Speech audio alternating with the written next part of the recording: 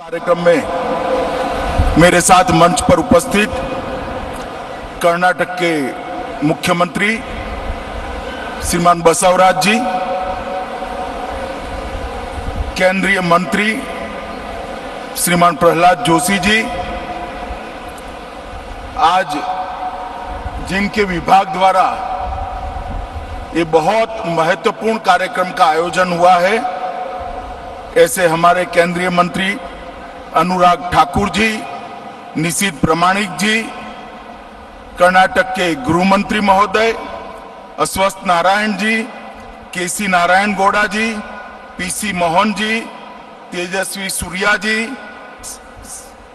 और आज इस कार्यक्रम की आत्मा ऐसे 208 यूनिवर्सिटी से आए हुए 3900 से ज्यादा खिलाड़ियों और इस कार्यक्रम को लाइव देख रहे देश भर के हजारों स्पोर्ट्स प्रेमियों को मेरा नमस्कार। मित्रों, सबसे पहले तो मैं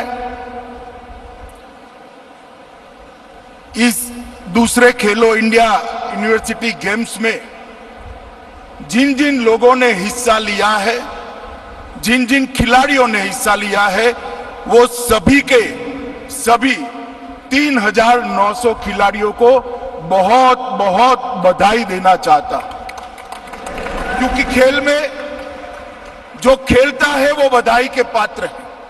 हार जीत होती रहती है, कभी एक कभी दो, बारी बारी से सभी जीतते हैं, मगर खेलना जीवन का एक महत्वपूर्ण अंग है। तो मैं सभी खिलाड़ियों को हृदय से बहुत बहुत बधाई देना चाहता हूं।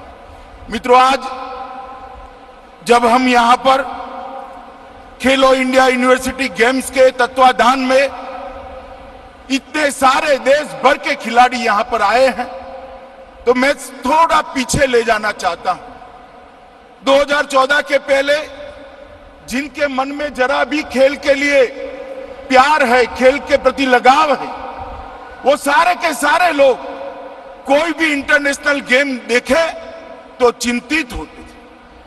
क्रिकेट को थोड़ा छोड़ दीजिए, अनुराग भाई यहां बैठे हैं, बीसीसीआई के चेयरमैन भी रहे हैं, मगर सारे खेलों के अंदर ओलंपिक हो, एशियाड हो या इंडिविजुअल खेलों की अंतर्राष्ट्रीय स्पर्धा हो, कहीं पर भी मेडल की तालिका में भारत का नाम नहीं दिखाई पड़ता। हमारा ही खेल माने जाने वाले हॉकी में भी हम बहुत पिछड़े हुए थे।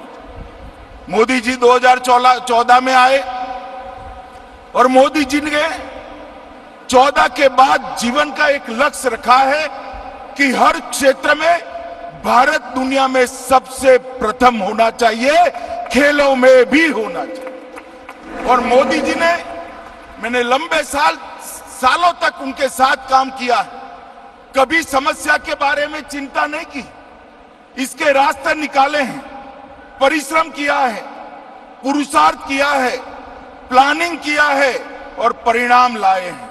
और इस खेलों के मामले में भी इन्होंने इनिशिएटिव लेना शुरू किया। फिट इंडिया, खेलो इंडिया यूनिवर्सिटी गेम्स, कई प्रकार के सीरीज ऑफ इनिशिएटिव लिए और आज हम देख सकते हैं कि इसका परिणाम कितना सुंदर आ रहा है।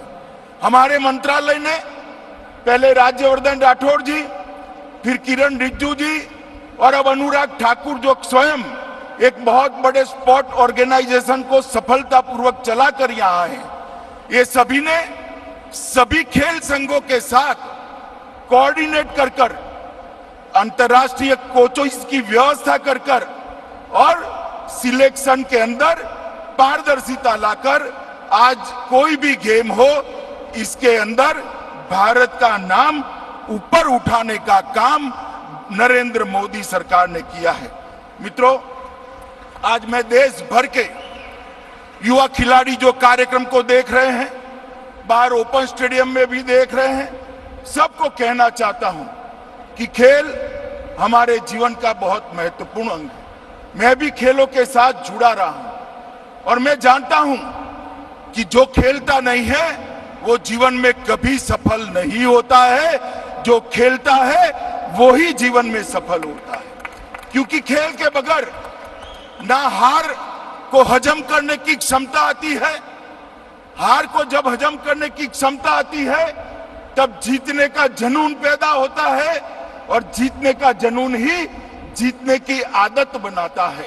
तो जीवन में कोई भी क्षेत्र के अंदर अगर कुछ अचीव करना है तो खेलों से हारने की अभी आदत लानी पड़ेगी और जीतने की जिद भी पैदा करनी पड़ेगी।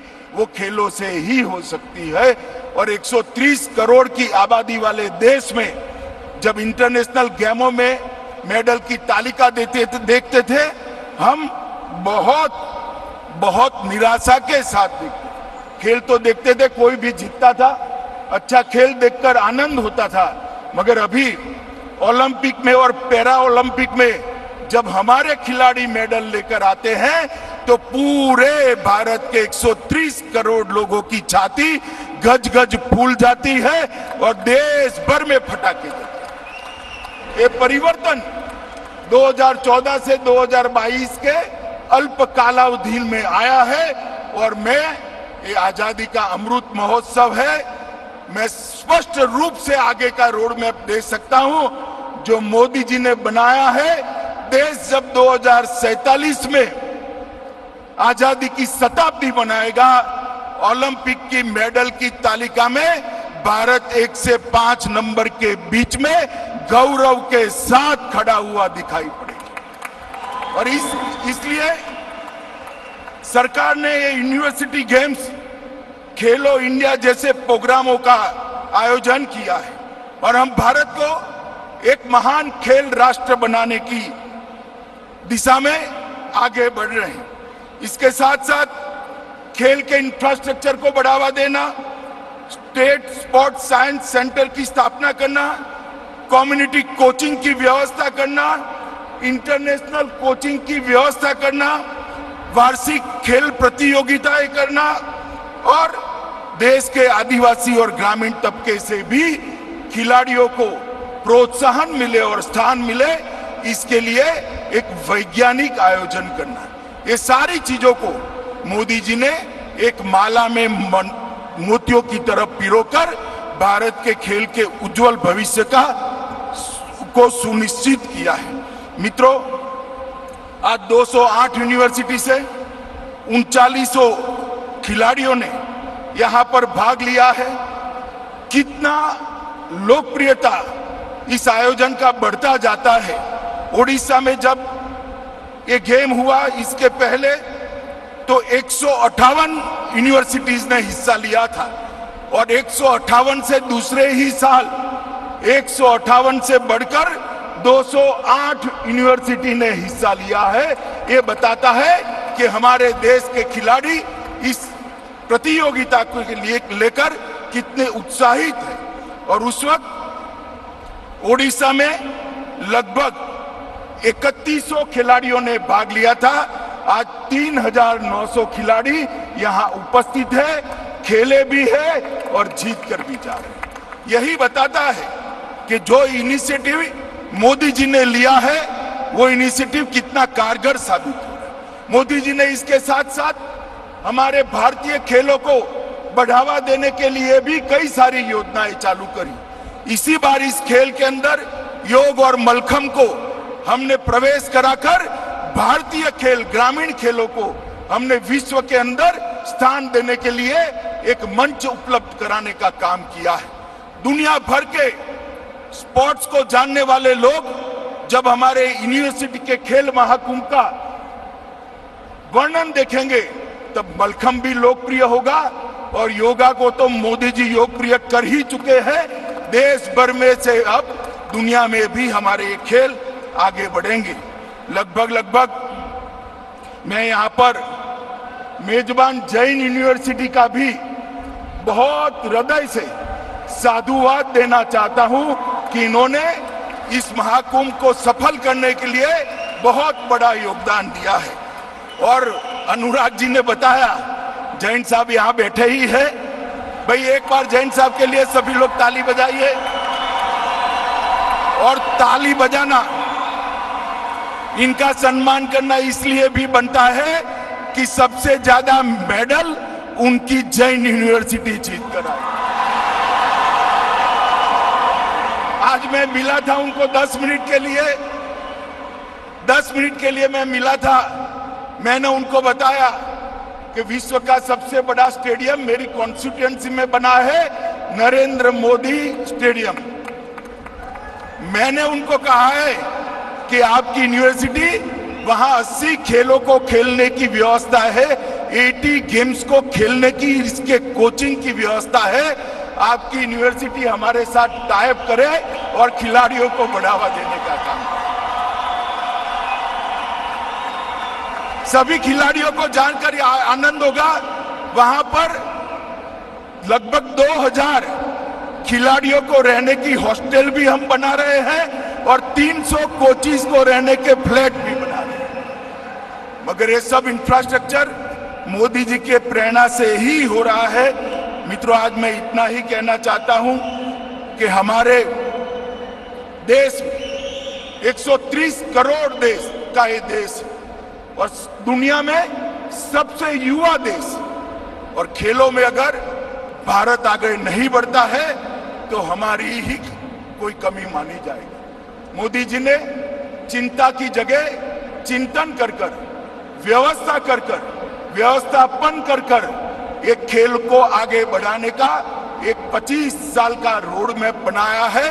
मुझे भरोसा है इसी प्रकार के खेलों के कारण हम आगे बढ़ेंगे और इसी प्रकार के गेम्स के कारण, इसी प्रकार की प्रतिस्पर्धाओं के कारण ओलंपिक की तालिका में भी हम बहुत अच्छे से दिखाई देने पड़ेंगे। मित्रों, मैं आपको एक बात आज कहना चाहता हूं। यहां कुछ लोगों को सफलता नहीं भी मिली होगी। मैं बहुत छोटा था तब मुझे पढ़ाने वाले गुरुजी ने कहा था, जीवन में जब आप कुछ भी करते हैं तो 2 ही चीज होती है, एक आप जीतते हैं, दूसरा आप सीखते हैं। हारता कोई नहीं है, जो प्रयास करता है वो हमेशा जीतता है। जो खेलने वाले खिलाड़ी है उन्होंने हार की चिंता नहीं करनी चाहिए, क्योंकि हार ही जीत का मूल मंत्र होता है। हार ही विश्लेषण कर कर अपने आप को अपग्रेड करने का एक बेस माना जाता है। मित्रों, भारत ने ओलंपिक खेलों में 7 पदक और पैरा ओलंपिक में 19 पदक प्राप्त किए हैं। ये मोदी जी की भारत सरकार की मुहिम का नतीजा है। ओलंपिक के अंदर 7 पदक और पैरा ओलंपिक में 19 पदक भारत ने कभी भी नहीं प्राप्त किए थे और मुझे पूरा विश्वास है ये आंकड़ा हर ओलंपिक के अंदर अपना रिकॉर्ड तोड़ते जाने वाला है। मैं आज फिर से यहां पर बसवराज जी को भी बधाई देना चाहता हूं कि 4 साल तक आजादी के अमृत महोत्सव के निमित्त 75 खिलाड़ियों को उन्होंने स्पॉन्सर करने का काम घोषणा कर्नाटक सरकार ने की है। और मैं ये भी कहना चाहता हूं कि कर्नाटक सरकार से प्रेरणा लेकर कई सारी राज्य सरकारें भी ये घोषणा करेगी। खिलाड़ियों को प्रोत्साहन देकर एक प्लेटफॉर्म देने का हम काम करेंगे। मित्रों, मैंने गुजरात में भी और दिल्ली में भी मोदी जी को काम करते हुए देखा है। उन्होंने गुजरात में भी खेल इंफ्रास्ट्रक्चर, खिलाड़ियों की ट्रेनिंग और खिलाड़ियों के चयन के अंदर पारदर्शिता पर बहुत ज्यादा भार देकर, वजन देकर इसको सुधारा था और आज देश में भी ये प्रक्रिया चल रही है।